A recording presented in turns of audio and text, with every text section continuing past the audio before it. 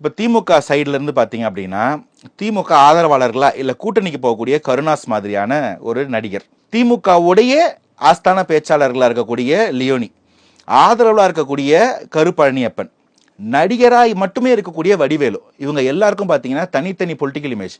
ஒவ்வொருத்தருக்கும் ஒரு type of audience. இவங்க எல்லாருமே தனித்தனிப்படியாக களமிறக்கப்படுவார்கள். இதுக்கு பின்னாடி ஒரு டீமாக ஃபார்ம் ஆகும். இப்போ கருப்பழனியப்பன் மாதிரியே பேச்சாளர்கள் வருவாங்க, லியோனி மாதிரியே பேச்சாளர்கள் வருவாங்க. இது திமுகவோட ஆதரவு, திமுக சைட்ல இருந்தே பேசுவாங்க. திமுகவுக்கு சம்மந்தம் இல்லாத மாதிரி ஒரு டீம் பேசுவாங்க. நான் சொல்லியிருந்தேன். அவங்க எப்படி பேசுவாங்கன்னா, அவங்களுக்கும் திமுகவுக்கு சம்மந்தம் இருக்க மாதிரி இருக்காது. ஆனால் விஜயை தனிப்பட்ட முறையில் டார்கெட் பண்ணுவாங்க. அவங்க யாராக இருப்பாங்கன்னா, திரும்ப நடிகர்களாக இருப்பாங்க, வெறும் பேச்சாளர்களாக இருப்பாங்க. சொல்ல முடியாது. நாளைக்கு சுகீசிவம் பேசலாம் விஜய் எதிர்த்து. திடீர்னு நாளைக்கு வந்து வேற ஒரு பெரிய பேச்சாளர் திடீர்னு வந்து விஜயை பத்தி பேசுவார். அவர் திமுகலே இருக்க மாட்டார்.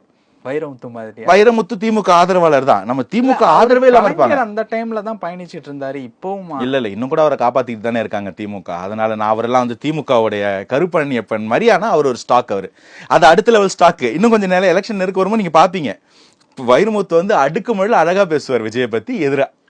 ஸோ அதே மாதிரி திமுக ஆப்போசிட்ல இல்லை திமுக சம்மந்தம் இல்லாத ஒரு குரூப்ல இருந்து இதே மாதிரி பேசுவாங்க. இது எல்லாமே ஆர்கஸ்ட்ரேட்டட். இந்த ஒரு அமைப்பு எதுக்கு அப்படின்னா, படிநிலையாக அவங்க வந்து அந்த அட்டாக் அதிகப்படுத்திக்கிட்டே போவாங்க.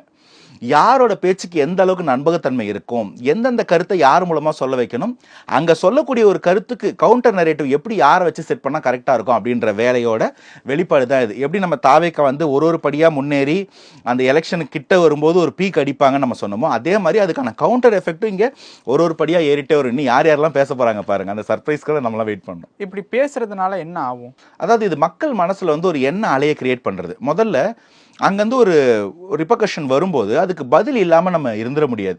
பதில் சொல்லியே ஆகணும். ஏற்கனவே நாங்கள் பேரையே சொல்ல மாட்டோம், எங்களுக்கு இது ஒரு பொருட்டே இல்லைன்னு சொல்லி ஒரு பின்பத்தை கட்டமைக்க பார்த்தா அந்த பின்பம் தூள் தூளாக உடஞ்சி போச்சு.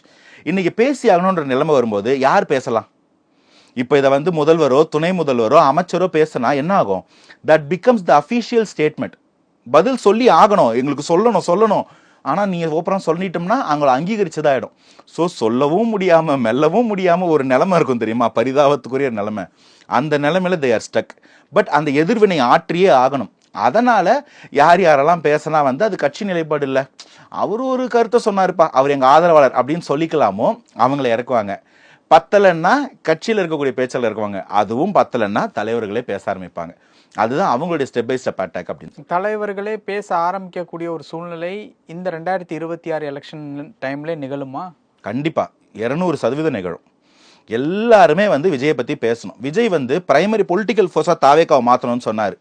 Vijay is already a primary force. Vijay